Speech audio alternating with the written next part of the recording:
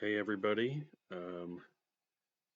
back for the weekly Rusted Metal Band focus. I'm going to do N and letter N and O this week because I don't have a lot for either one of them. There wasn't a lot of bands for those ones. The first one would be Nevermore, which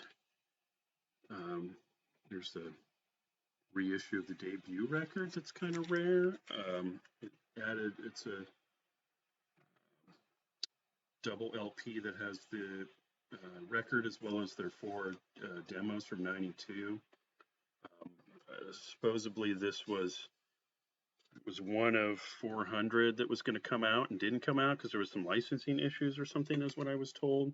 Pretty hard to find. Kind of a cool double record one. Of course, they had quite a few releases. This little promo of Politics of Ecstasy, my personal favorite. And Dreaming Neon Black, many consider to be also one of their best. This was actually the anniversary today of the release of Obsidian Conspiracy in 2010, so 13th anniversary. So that's kind of cool. Let's see what's next. We got Portland crossover thrash band 90 Proof. It's pretty cool. A couple members from Tier Zeros of Spokane. Hard rock metal band that kind of evolved into more of a thrash thing, and then a couple guys went to this as a split with Recreation, which is kind of hard to find. Of course, kind of have to mention Nirvana. Not really a metal band, but kind of had some metal stuff in there. Definitely pretty heavy band. So this is my favorite of theirs, Bleach. Probably their heaviest one. This was a double LP reissue where it had the show from Pine Street. I actually got to see these guys the year before, opening for the Dharma Bums at Satyricon. It's like a $5 or $6 show. I'd heard of them, but I didn't ever heard anything from them, so that was kind of fun. Just random. We didn't even know they were playing, I don't think. Let's see.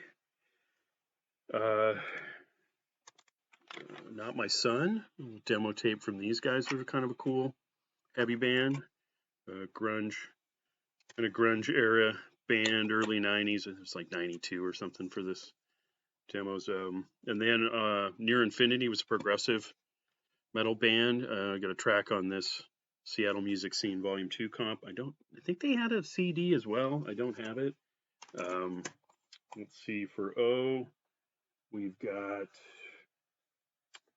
oh yeah, I almost forgot.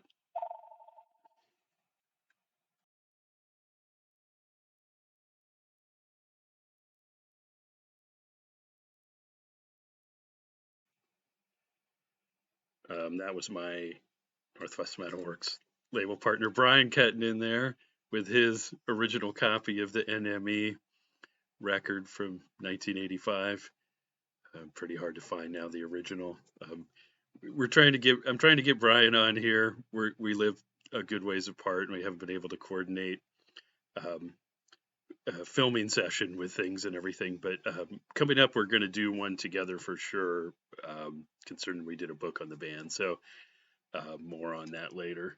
But also on the thing of NME, here's a pretty cool flyer. We can get a non-sun angle. I got a little bit coming in the window, but this is the Guerrilla Gardens show. Had quite a few cool bands.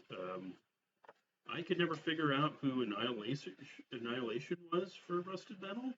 Anybody knows, please post or send me a message.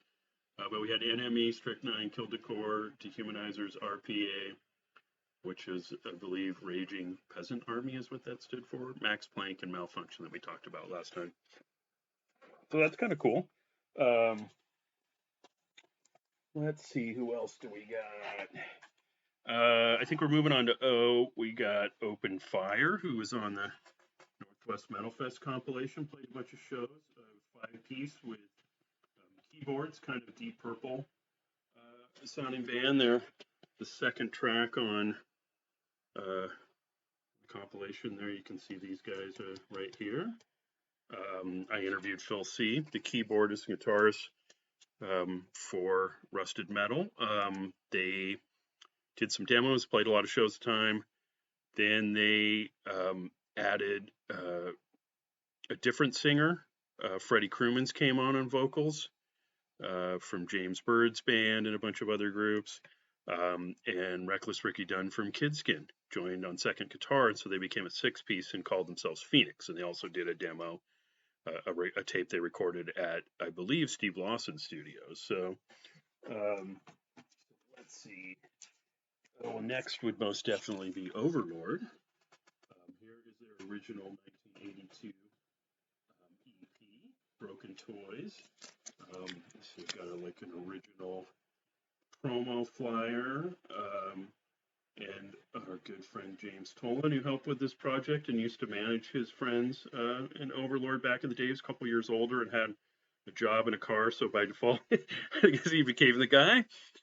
He also paid for the original pressing of the record too, and he made a little reproduction backstage pass, which was pretty cool. And then, of course, we did an expanded reissue on Northwest Metalworks, so I probably should show that too. It's kind of slightly different. We changed the cover a bit, so you could tell it was different release. This one is actually signed by all 5 members, thanks to Mr. Tolan, who took it around everybody. We did get 3 of the guys showing up. One of the guys lived in Portland, Kurt, and something was up. Doug couldn't make it, but Glenn, Steve, and Kenny came to the signing, and then Steve actually got up in 2018 for the Northwest Metal Fest with the Palooka guys, and they did a mini set of 5 or 6 Overlord songs within the Palooka set, which was pretty cool. Sean Burnell stepped in Kurt's place on guitar, and he used to be a roadie for the guys. He was the debutante guitarist that I mentioned before, and so that was kind of cool. Let's see. Oh, and Outrage. It's got Portland's Outrage, which we had on a track from on our first compilation. This is a CD that a friend of the band made for the guys dubbed off from their cassette.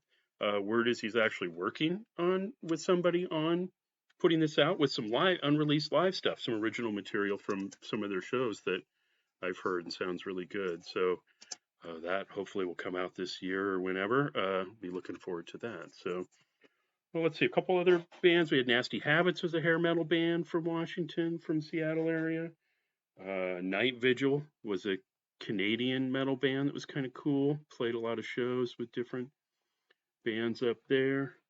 I think that might be it. Oh, Nightshade. I can't find my CD. I have a CD for those guys somewhere around here, and I can't find. They had 3, so they did one.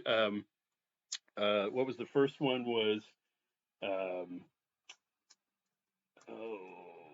Dead of Night. So Nightshade was Scott Palmerton and Rick Pierce from Q5 after that band kind of split up.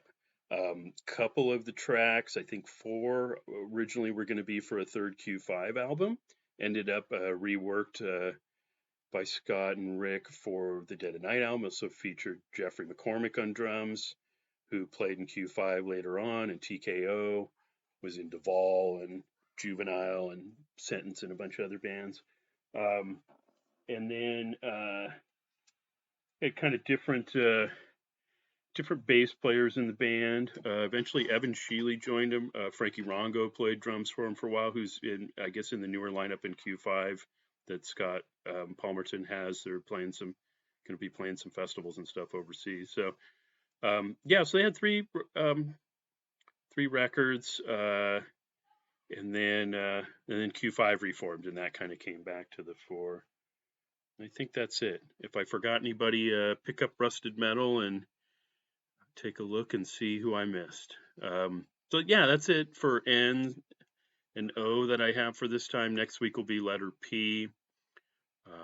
So tune back in, and if you like what you're seeing here, I'm going to post more interviews from Rusted Metal as time goes on, audio interview stuff. Hope to have some new live interviews. Like I said, I'm going to drag my partner Brian Nairn into doing a couple of these with me here and there, and that should be fun. So and we'll continue to drop announcements for things and samples of stuff we're releasing. Our Volume 3 compilations out. So yeah, we'll see you next week. Thanks.